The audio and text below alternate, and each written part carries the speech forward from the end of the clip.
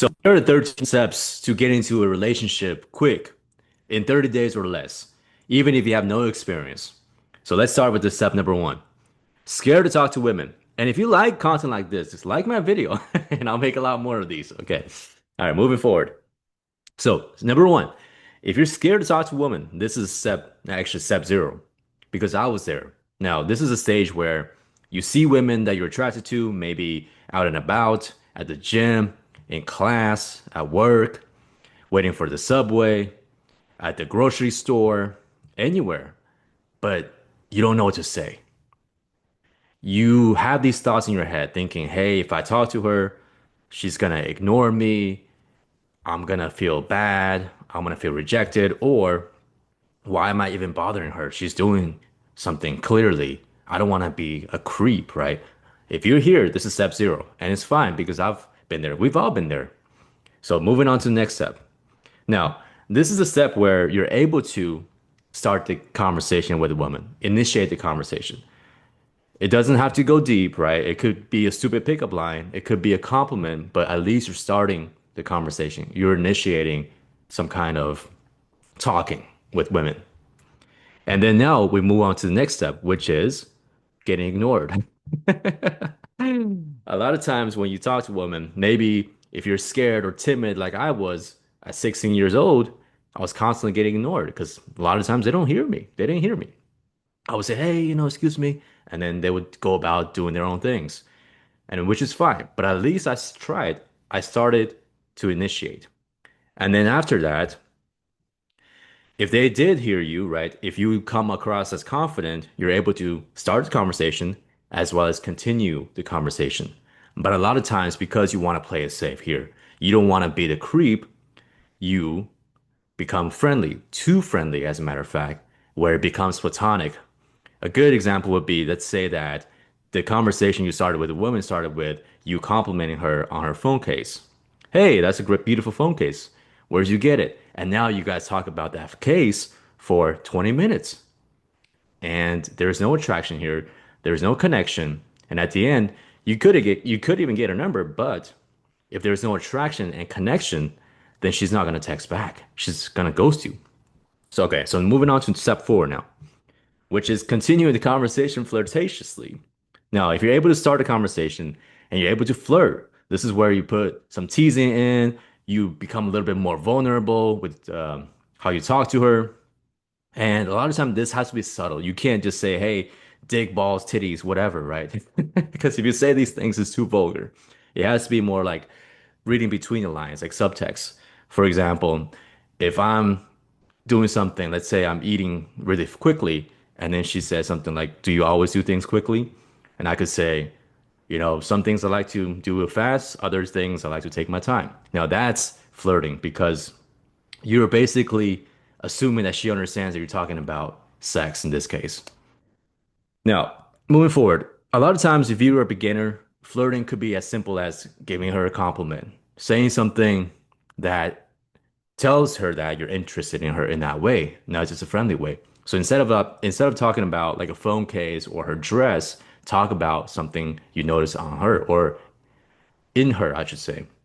For example, if she's a very positive person, you could say, "Hey, I really like your vibe. I like positive women." By saying that, you are being a little bit vulnerable because you are taking a risk. She could ignore you, she could reject you, but by saying it, it shows that you are courageous enough to actually do what you want. I did not really do what you want, but let your intentions be known. And I tell this to everybody. Express how you feel. That's it. Expressing how you feel. All right, so moving on to the next step, which is after you had a conversation with her, you ask for her number or IG. A lot of times I would say IG is a lot better because you can actually put a picture to the number, picture to the face, whatever, right? And then a lot of times if you have a number, they might not remember you. They might not know who this number belongs to, right? Especially if you have a name that's more common, like John, Kevin, Tim, now, and Matt, Michael. If you have an IG, maybe she's not warmed up to you yet, but over time, she's gonna see your stories, she's gonna see your lifestyle, your friends, she's gonna feel more warm to you. She's gonna feel like, hey, I know this guy. I know Ison now. So a lot of times maybe she's not ready to date it in the moment. Maybe she's seeing someone, talking to someone, but perhaps down the line, a couple months from now, she's more available. That's why the IG is always better. This is from my personal experience. Even like 3, 4 years later, some girls still hit me up. They like my story. Now, there's a key right here. If someone likes your story on IG, that's basically them inviting you to talk to them. It's like, hey, I'm here. Hit me up. That's it. All right, moving on to the next step.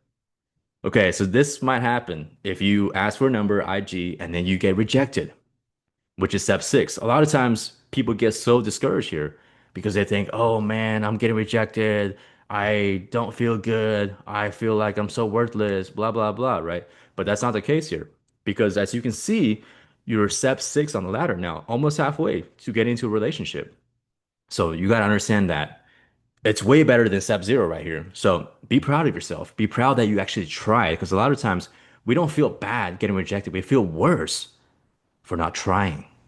And that's gonna haunt you more. I had a client who was here with me last year, and he still talks about the time that he missed out on talking to this cute girl on a in the car or on a scooter, I forgot where. But he's like, man, Ice and you remember that girl we saw that one time? I was like, yeah, I do, because I told you to talk to her, but you didn't. So once again, getting rejected is not the worst, but the fear of missing out sometimes hurts us more. Okay, moving forward. Now, after you ask for a number, you might get the number, which is step 7, getting a number, getting a contact. It could be, even if you get an email or Facebook, I still will win, You still move past getting rejected, which is good.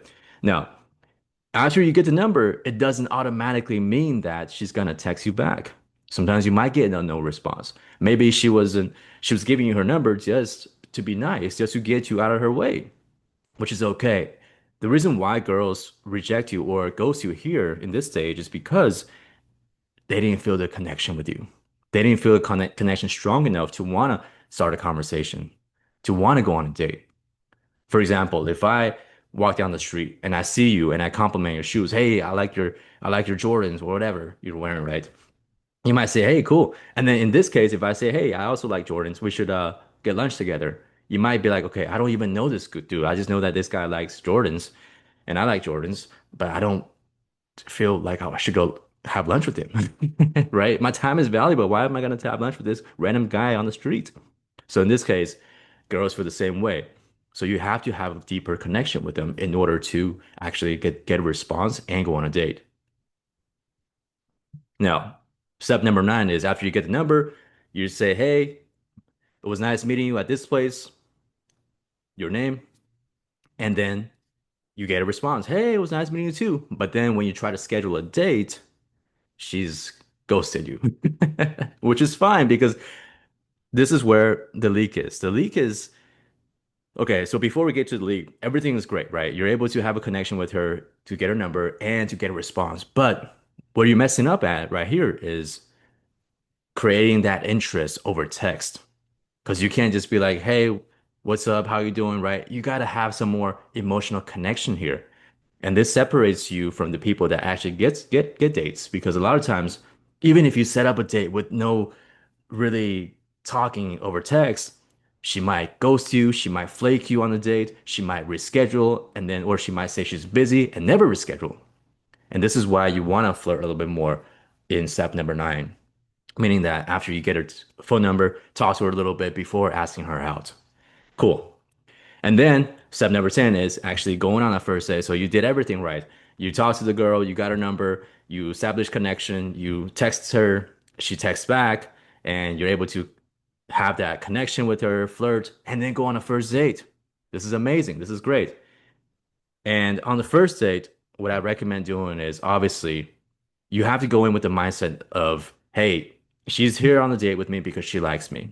She spends so much time, energy, and effort getting ready for this date, so I shouldn't be nervous. I'm not there to try to impress her. I'm already someone that she likes.